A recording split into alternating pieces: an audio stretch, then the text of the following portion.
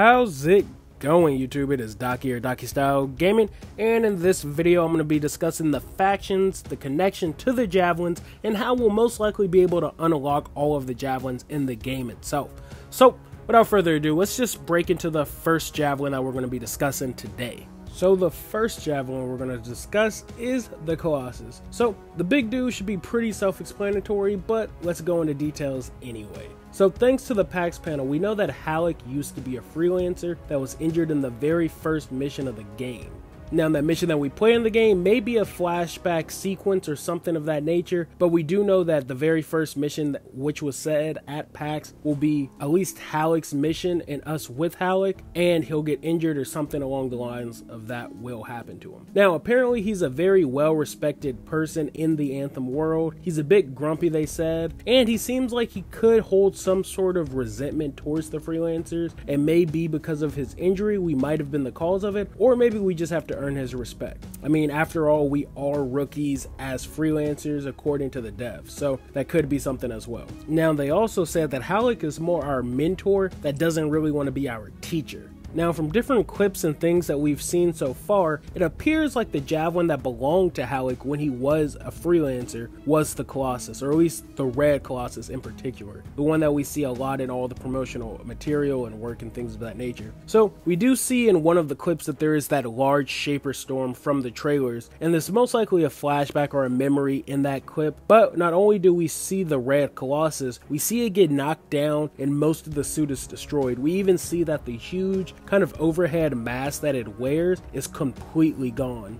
Now in another clip, we see Halleck at the bar with the cane by his side, and we have seen him limp in some of the gameplay footage as well. But while he's like kneeling in front of the bar, we see that exact same Colossus helmet from when he was laying in the dirt. Now we know we unlock Javelins via missions through the game. The devs also did say that we could earn them pretty early on as well, and we'd be able to tell via their mission descriptions what Javelin we'd be unlocking. So it would make sense that through playing the game, I'm assuming after gaining either Halleck's respect or being able to have him trust you, you'll most likely unlock his mission to get the Colossus Javelin. And I'm pretty sure it's his because so far from everything we've seen, and I'll get into it when I cover the Ranger at the end, but it doesn't seem like there's really any other Colossus in the game. So I'm pretty sure that that red Colossus we see is Halleck's Colossus that we'll actually earn via the mission in the game itself. So now that we got the Colossus out the way, let's talk about the Storm and how we'll most likely unlock that in the game. So in my last Javelin breakdown, we found out that the Storm Javelin is actually of Dominion origin. It's created by them and everything of that nature. It was thought to be a rumor and myth among the people of Fort Tarsus, but the Arcanist faction found a way to replicate and remake the Storm Javelins. And according to in-game lore, the Arcanists are the oldest faction in Bastion. The Arcanists can be found in every level of the society. It says from giving basic instructions to researching Shaper relics in the world. There are various Arcanist academies depending on your field of study, though all Arcanists see the gathering and preserving of information as their spiritual and moral duty. So the Arcanists appear to be all about research, lore, and apparently spirituality, and are clearly the only faction outside of the Dominion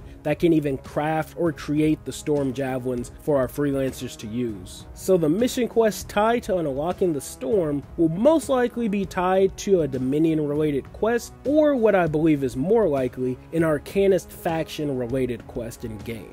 Even the Storm's standard design is very reminiscent of Arcanist clothing with the cloths, the scarves, and the fabrics. And speaking of which, I think the company who made the live action suits for E3 did a great job of capturing the different materials, the cloth, and the clothing of the Storm Javelin when they recreated it in a live action setting. So that's how I believe we'll unlock the Storm Javelin. Now let's talk about how we'll unlock the Interceptor. So first we need to get to know the Corvus faction and how they're tied to the Interceptor. So for the most part, all of the information we have on the Corvus faction is that they are a CIA-like or Special Forces type of faction in Fort Tarsus.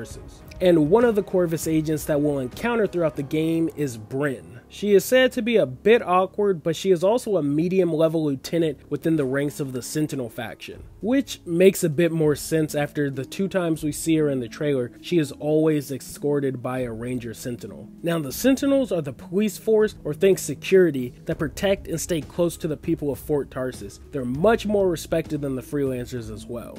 And speaking of freelancers and tying it back into the Corvus faction, we also have another agent that we'll meet in the game. His name is Yarrow. He is an ex-Corvus agent and an old freelancer that remembers the times when freelancers were once respected, and is trying to restore the freelancers to their former glory. He's also said to be a bit somber at times in game. Now that we've cleared up a bit of the Corvus faction's backstory, how are they actually connected to the Interceptor? Well, if you look at the insignia on Bryn's chest and the symbol on the Interceptor's chest, they are identical. Even the devs confirmed the connection, both Mark Dara and Mike Gamble. Then when asked to comment on it even more, we got a classic Mark Dara reply. So there certainly is a connection, and considering that the dev said that Bryn, the Corvus agent, is one of the few people in the world who trust the freelancers unlike others, our Javelin will most likely come from one of her missions in game or a Corvus mission in general. So now that we got the Interceptor out the way, let's talk about the last Javelin, which is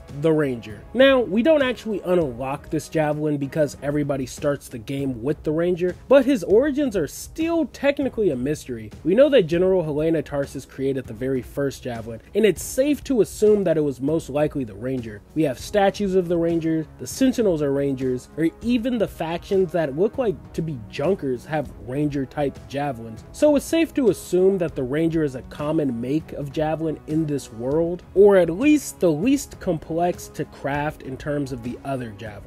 But one thing that does have me a bit curious is the logo on the Ranger and even our pit crew's chest. I'm not sure if this is a faction related logo. We've seen the Sentinels logos and they look like this, and I would say that maybe it's a freelancer logo, but Halleck and even Yarrow don't wear that logo, and it appears to be in almost every Anthem main game trailer. It's their logo, so I wonder if there's an importance to it that maybe we'll discover later on in the game itself. But I'm gonna end it right there for you all, guys. That's all I really got for that. I really just wanted to discuss this because we know that we are going to be able to unlock all of our Javelins via missions, and with this most recent PAX panel and their talk of the different factions, this definitely seems likely, and even them giving us some more backstory in Halleck. I mean, this really seems like this is how we'll be able to unlock all of our Javelins, all the different mission types and what type of factions they're all connected to. Now, again, this could be complete pure speculation, but considering even Mark Dara and Michael Gamble confirmed some of these ties and connections, I feel like I'm on the right path, and this is what's actually going to happen earlier or later in the game. So that's all I really got for this one, guys. Thanks for watching. I'll catch y'all on my next Anthem video. Peace.